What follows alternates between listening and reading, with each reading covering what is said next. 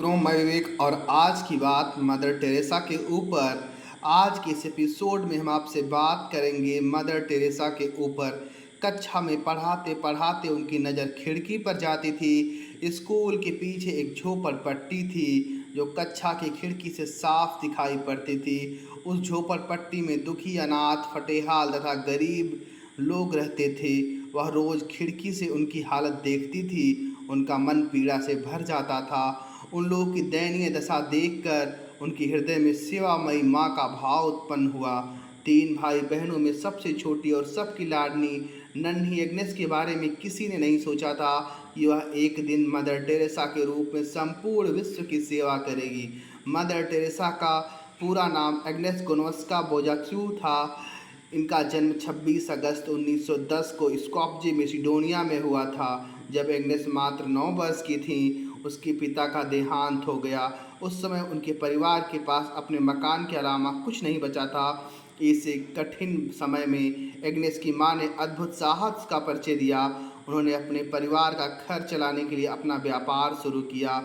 Agnes को अपनी मां से ही कठिन समय में साहस से काम लेने की प्रेरणा मिली।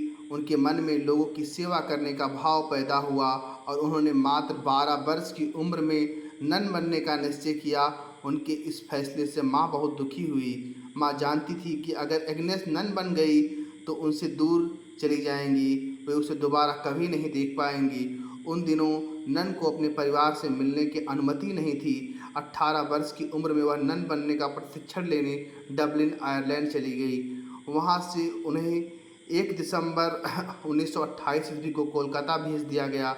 14 मई 1937 ईस्वी को एग्नेस ने नन बनने की अंतिम महत्वपूर्ण शपथ ली। अब वे एक नन और सेंट मेरीज स्कूल कोलकाता की प्रधानाचार्य थी। एग्नेस अब सिस्टर टेरेसा के नाम से जानी जाती थी। एग्नेस के सिस्टर टेरेसा बनने के पीछे की कहानी है। प्रशिक्षण के दौरान उनकी मुलाकात एक फ्रांसीसी नन से हुई। उनका नाम था टेरेसा। उस नन का विश्वास था कि ईश्वर को खुश करने के लिए बहुत महान या बड़ा कार्य करने की आवश्यकता नहीं है। प्रसन्नता और आत्मीयता से छोटे छोटे साधारण कार्य करके भी ईश्वर को खुश किया जा सकता है। उन्होंने इसे लिटिल वे का नाम दिया। एग्नेस की इस बात से बहुत प्रभावित हुई। उन्होंने अपना नाम बदलकर टेरेसा रख लिया। यही टेरेसा बाद में दीन दुखियों की सेवा के कारण मदर टेरेसा के नाम से प्रसिद्ध हुई। लोगों ने इनमें माँ का रूप देखा क्योंकि जिस लगन और अपनत्व की भावना से ये पीड़ितों की सेवा करती थी वह कोई ममतामयी माँ ही कर सकती थी। सन 1947 ईस्वी में देश के बंटवारे के बाद बांग्लादेश से लाखों शरणार्थी भारत आए। उनकी दीन दशा देखकर टेरेसा का हृदय द्रवित हो उठा। उन्होंने स्कूल छोड़कर पीड़ितों की सेवा करने का निश्चय किया। काफ़ी प्रयास के बाद सन 1948 ईस्वी में पोप ने उन्हें स्कूल छोड़ने की आज्ञा दे दी। अब टेरेसा नन की परंपरागत वेशभूषा से मुक्त हो गई। उन्होंने नीली किनारी वाली साड़ी पहनना शुरू कर दिया। आगे चलकर यह पहनावा सेवाभासी नर्सों की पहचान बन गई। कॉन्वेंट स्कूल छोड़ने के बाद उन्होंने यह अनुभव किया कि केवल सांत्वना के कुछ शब्दों और मुस्कुराहट से झोपड़पट्टी के लोगों का भला नहीं होगा। अतः उन्होंने पटना जाकर नर्स की ट्रेनिंग ली। ट्रेनिंग के बाद उन्होंने कोलकाता को अपना कार्यक्षेत्र बनाया। यहाँ उन्होंने यह भी अनुभव किया कि गरीब असहाय व दुखी लोगों की सेवा करने के लिए समर्पण व अतिरिक्त धन की भी आवश्यकता होती है। यदि मन में कोई अच्छा संकल्प हो तो अपने काम के प्रति पूरी लगन तथा विश्वास हो तो ईश्वर भी किसी न किसी बहाने उसकी मदद करता है।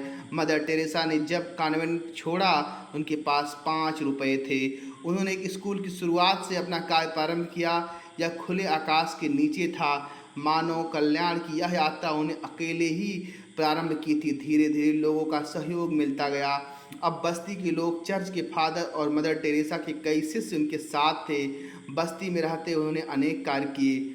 उल्लेखनीय मदर टेरेसा उनके सहयोगी ने घरों व होटलों से बचा हुआ खाना इकट्ठा करके गरीबों को खाना खिलाने का प्रबंध किया। माता पिता के नियंत्रण से बाहर आपराधिक कार्यों में फंसे बच्चों का जीवन संवारने के उद्देश्य से प्रतिमा सेन विद्यालय की स्थापना की। मदर टेरेसा या उनके सहयोगियों को बस्ती या शहर में कोई असहाय व्यक्ति मिलता तो वे उसे अपने साथ ले जाती और उनकी सेवा करती। उन्होंने निर्मल हृदय नामक घर की स्थापना की। यह घर क्या था? एक जीर्ण शीर्ण कमरा था जिसमें 2 पलंग रखे गए थे। जहाँ कहीं भी उन्हें असहाय, लावारिस और बीमार व्यक्ति दिखता था या ऐसे व्यक्ति के विषय में सूचना कहीं से भी मिलती थी, वो उसे निर्मल हृदय संस्थान में ले आती। यहाँ स्नेह, सहानुभूति व प्यार के साथ उनकी सेवा उपचार करती थी। उसके जीवन को बचाने का पूरा प्रयास किया जाता। उससे उस व्यक्ति को मानसिक संतोष की अनुभूति होती थी। मदर टेरेसा नहीं चाहती थी कि कोई भी व्यक्ति सड़क पर तड़प तड़प कर लावारिस मर जाए, क्योंकि कोई बीमार जीवित भी ना बच सके तो कम से कम शांतिपूर्वक मृत्यु को प्राप्त हो। मदर टेरेसा के काम से प्रभावित होकर कोलकाता नगर निगम ने उन्हें काली घाट के पास एक पुराना मकान इस काम के लिए दे दिया। उन्होंने थोड़े समय में जो कार्य किए उनसे आर्क बिशप बहुत प्रभावित हुए। अंततः 7 अक्टूबर 1950 को कैथोलिक चर्च द्वारा उनकी संस्था मिशनरीज ऑफ चैरिटी को मान्यता मिल गई। माँ की सेवा का यह मिशन विस्तार पाकर भारत के बाहर भी सारे विश्व में फैल गया।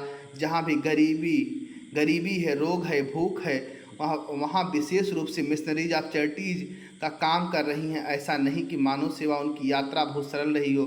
मदर टेरेसा को अनेक कठिनाइयों का सामना करना पड़ा। उनका कहना था कि अगर लोगों के विरोध के कारण मेरी मृत्यु भी हो जाए तो मुझे संतोष होगा कि मानवता की सेवा करते हुए मुझे प्राण त्यागने